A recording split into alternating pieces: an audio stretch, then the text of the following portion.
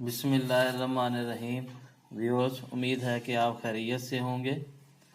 आज की जो हमारी वो वीडियो है वो है जिम के सर के हवाले से कि जिम के सर कितने होते हैं। हमारी जो वीडियो है वो किस हवाले से है, रूफ़ तहज्जी जो है जिम, एक दफ़ा मैं फिर देखता हूँ, लिखता हूँ। देखिए, जो जिम है इसके सर कितने होते हैं। असल में जिम के 3 किस्म के जिम के सर कितने किस्म के होते हैं।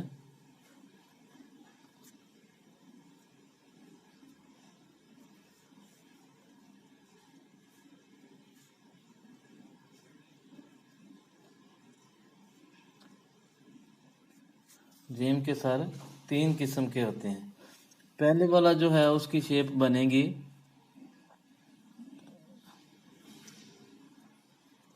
ऐसे। इसके साथ जब हम ये वहाँ पे ये सर इस्तेमाल होता है जहाँ पे इसके आगे हमने अलिफ लिखना हो, जैसे जा लिखना हो। ये देखें, ये सर है, ये इसके साथ हम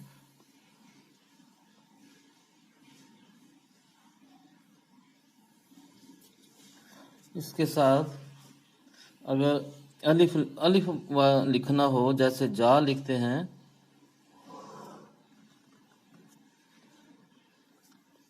तो ये कौन से वाला सर इस्तेमाल होगा, ये वाला।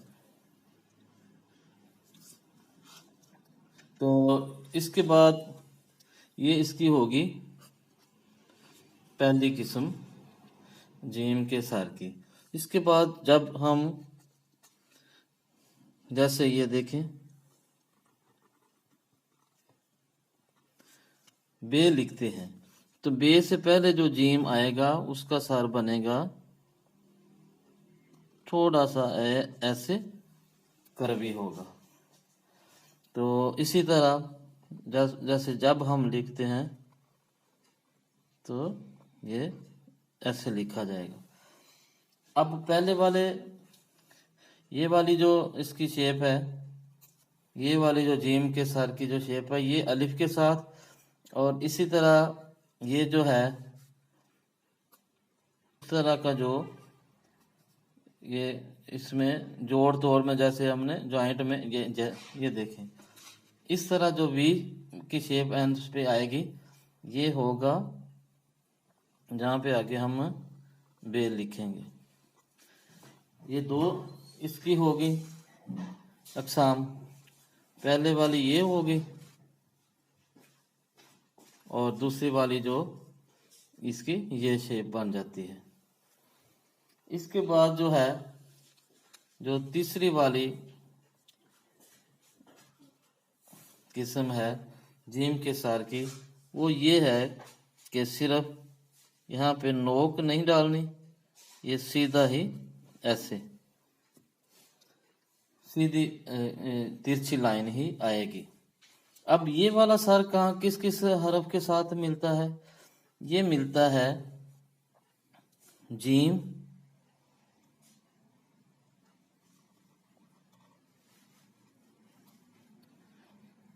छोटी ये,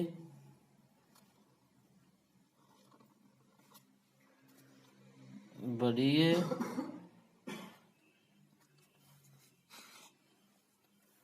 और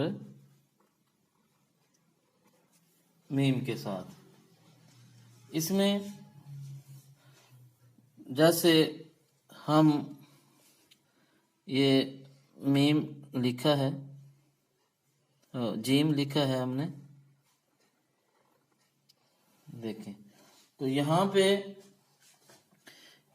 जब इसके डबल जीम आएगी, इसका ये वाला जो सारे इसके साथ अटैच होगा, जैसे हमने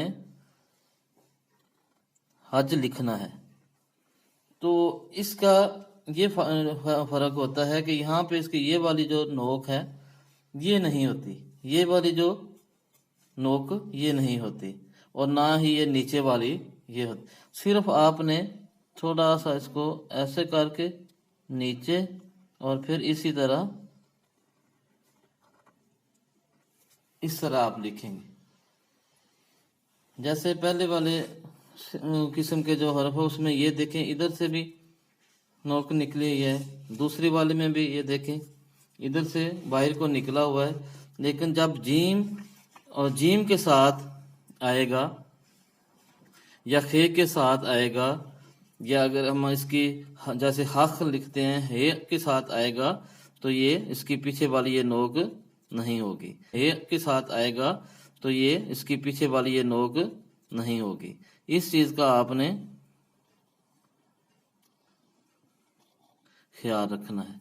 ये सीधा इसी तरह आएगा। और इसी तरह अगर जैसे ये छोटी ये है, इसके साथ भी इसका ये वाला सिरा ही आएगा जिसकी नोक नहीं निकली होगी। ये देखें ये भी ऐसे ही बन जाएगा। और इसी तरह ये जैसे हमने बड़ी ये लिखी है, तो इसके साथ भी ये वाला इसका सिरा आएगा जो नोक के बगैर, जो जैसे ये मीम लिखा हुआ है इसके साथ वो बनाते हैं तो ये इसी तरह आएगा।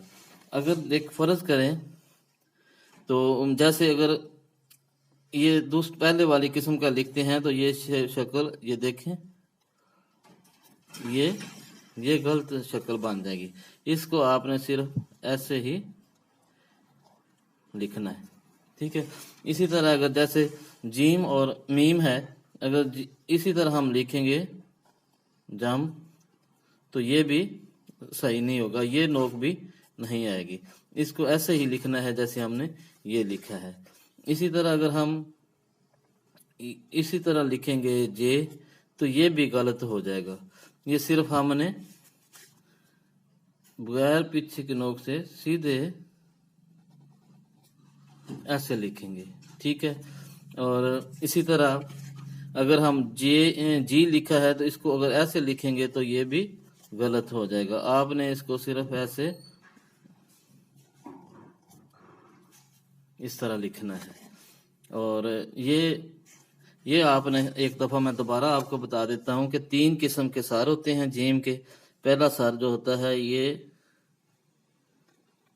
इस तरह का, दूसरा जो है वो इस तरह का होता है, ये थोड़ा कर्वी होता है, और तीसरा जो है वो सिर्फ ऐसे ही नीचे आ जाएगा। तो व्यूअर्स, उम्मीद है कि आपको काफी ज्यादा इस चीज की समझ आ गई होगी कि जीम के सार कितने होते हैं और कहाँ कहाँ पे ये इस्तेमाल होंगे। तो आज की वीडियो में इतना ही। इंशाल्लाह अगली वीडियो के साथ दोबारा हाजिर होंगे। आपसे गुजारिश है कि चैनल को जरूर सब्सक्राइब कीजिए। अगली वीडियो तक के लिए इजाजत दीजिए। अल्लाह हाफिज।